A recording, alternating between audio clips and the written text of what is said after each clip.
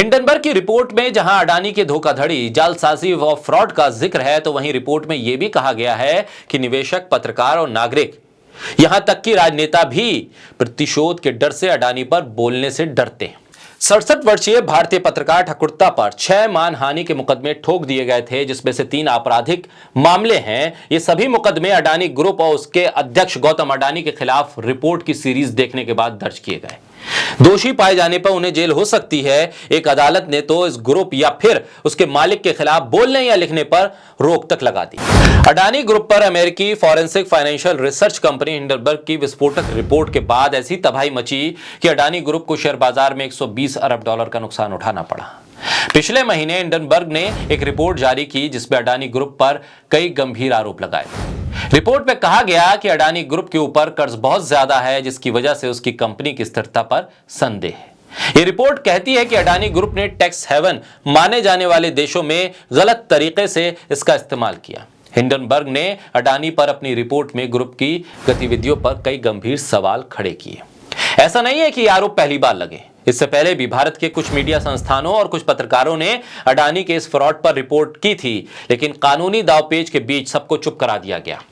अब जबकि गौतम अडानी और विनोद अडानी पर कई और रिपोर्ट सामने आ गई है, दुनिया भर में अडानी ग्रुप पर सवाल पूछे जा रहे हैं, लेकिन सवाल यह है कि भारतीय गोदी मीडिया चुप क्यों है। संसद में सरकार चर्चा से भाग रही है तो गोदी मीडिया अडानी का नाम लेने से भी क्यों डर रहा है।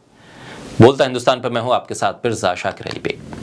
हिंडनबर्ग की रिपोर्ट में जहां अडानी के धोखाधड़ी, जालसाजी व फ्रॉड का जिक्र है, तो वहीं रिपोर्ट में यह भी कहा गया है कि निवेशक, पत्रकार और नागरिक, यहां तक कि राजनेता भी प्रतिशोध के डर से अडानी पर बोलने से डरते हैं। 67 वर्षीय भारतीय पत्रकार ठकुर्ता पर 6 मानहानि के मुकदमे ठोक दिए गए थे, जिसमें से 3 आपराधिक मामले हैं। ये सभी मुकदमे अडानी ग्रुप और उसके अध्यक्ष गौतम अडानी के खिलाफ रिपोर्ट की सीरीज देखने के बाद दर्ज किए गए।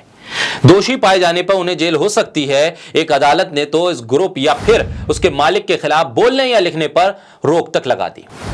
CNBC TV 18 के 2 पत्रकारों पर अडानी की सहायक कंपनियों ने घोर, दुर्भावनापूर्ण, अपमानजनक और झूठी समाचार रिपोर्ट लिखने का आरोप लगाते हुए आपराधिक मानहानि का मुकदमा दायर किया।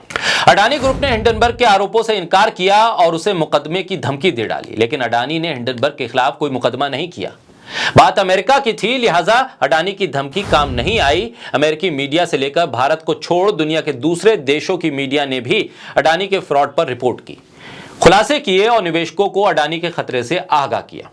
अडानी का जोर केवल भारत के पत्रकारों और मीडिया संस्थानों पर ही चला। NDTV को खरीदने से पहले अडानी ने कई और मीडिया संस्थानों में निवेश किया, यानी कमोबेश भारत का अधिकतर मीडिया अडानी के पैसे पर काम कर रहा है। लिहाजा किसी की हिम्मत नहीं है कि अडानी से सवाल कर सके।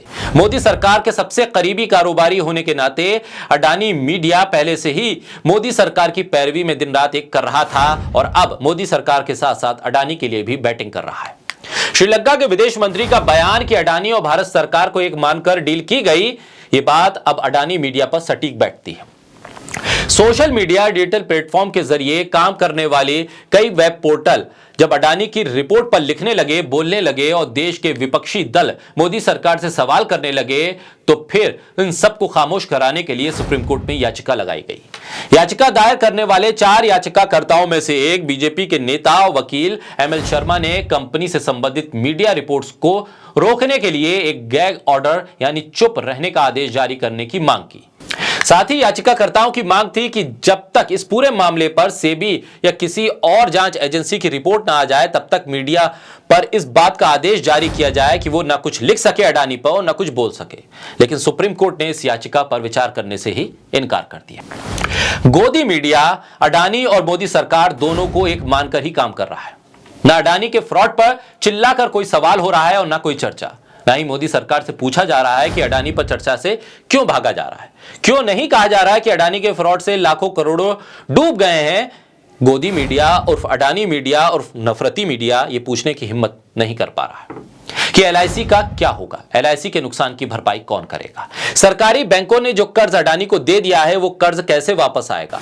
विनोद अडानी और गौतम अडानी कैसे फर्जी कंपनियों के सहारे फ्रॉड कर रहे हैं। आखिर अडानी मीडिया की चुप्पी जायज भी है, इस पर सवाल करे तो करे कैसे, जिसका खाना उसी का बजाना वाले फार्मूले पर अब मीडिया भी काम कर रहा है।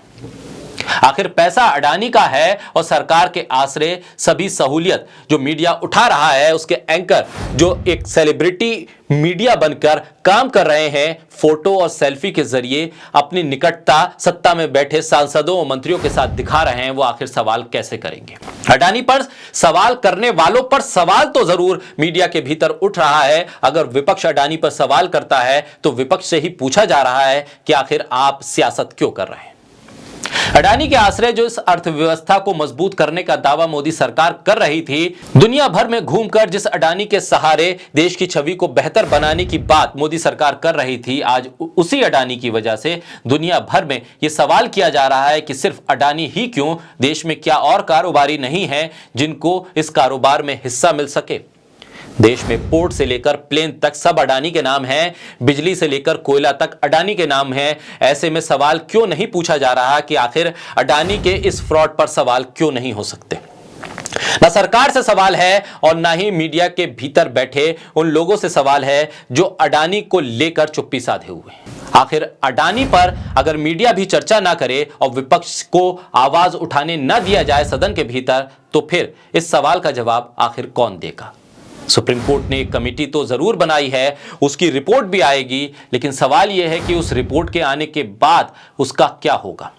अगर उस रिपोर्ट में अडानी को दोषी पाया जाता है, यह माना जाता है कि अडानी ने फ्रॉड किया है, तो क्या सरकार कोई कदम उठा पाएगी या फिर गोदी मीडिया उस पर सवाल कर पाएगा? इन तमाम चीजों का हल और इन तमाम चीजों का जवाब तो उस रिपोर्ट को आने के बाद ही मिल पाएगा, लेकिन सवालों के कटघरे में गोदी मीडिया तो 2014 से ही लगातार है। ऐसे में एक और सवाल उसके सामने खड़ा हो गया है कि सियासत और पैसे के आगे देश का मीडिया आखिर चुप क्यों रहता है?